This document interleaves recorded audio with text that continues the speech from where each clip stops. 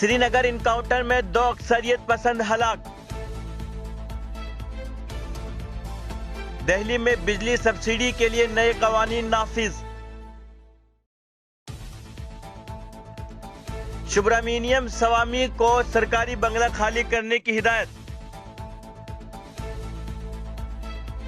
भारतीय जेलों में 30% कैदी मुस्लिम हैं। पूंछ सड़क हादसे में 12 हलाक, मुतअद्दिद जख्मी। फ्रांसीसी वजीर खारिजा की वजीर आजम मोदी से मुलाकात। सदर द्रौपदी मुर्मू मलिका अलजेब्ता के आखिरी रसूमात में शिरकत करेगी।